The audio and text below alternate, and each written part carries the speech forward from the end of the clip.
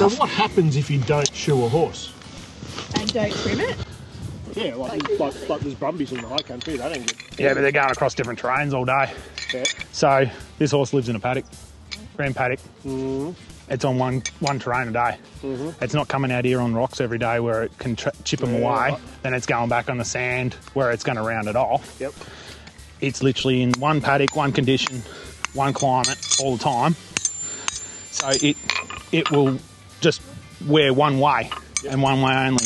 Where your horses in the wild, they're going across rocks, which chips them and smashes them. Yep. Then they're going down to the water's edge, which softens them up. Then they're going through sandy ground, which actually acts like a file and rounds them off. Yep. Then they're going and standing in mud, which keeps that moisture in their feet when they're not down getting a drink. Yeah, horses in the wild are completely different. Horses that we've got, they're in one climate only. Mm. So that's where you've got to keep that moisture up to their feet because they're not going down to the water's edge drinking and they're not standing in mud day in, day out. In a like gravelly, sandy paddock, she's going to wear them down to not much left. So she's going to be pretty bare. So that's why you got to shoe her because she's got nothing there to stand on other than her sole, realistically. So putting a shoe on her is getting her up off the ground, getting her sole off the ground, giving her support and making her stand on the perimeter of her foot instead of actually standing on the sole.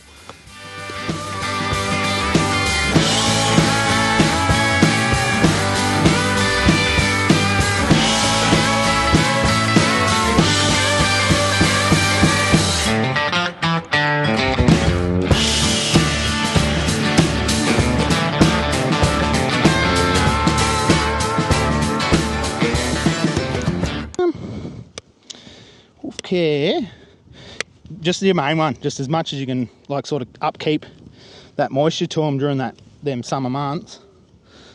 It just helps out so much more for me, for one.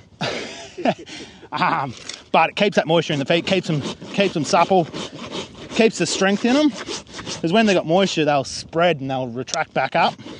Where if they're dry and brittle, they'll just shatter. So like if a shoe comes off, they're going to spring a little bit if they've got that little bit of moisture. But if they're dry and brittle, they will just literally shatter. Myself, 6 weeks is sort of pretty ideal. When they're getting out to that 8 weeks, some people try to push them out to 10. They get too long. The shoes fall off. So they're getting super, super long between shoeings or trims. They get a split in it. It can split into the lamina, and then it will make them actually, it's like splitting your own fingernail. You get sore, and they've got to walk on it. So, which is the main soreness in feet. A lot of thin-soled horses that tend to get a lot of sole pressure. Like she's got a heap of sole pressure across her toe on this one. You can sort of see the bruising from there. But she's, yeah, so that's all your bruising. So she's sort of, I've got to pare that out once I get the shoe on there so she's not putting pressure on her actual wall. But these shoes are seeded out as well, so you can sort of see under there, it's seeded out.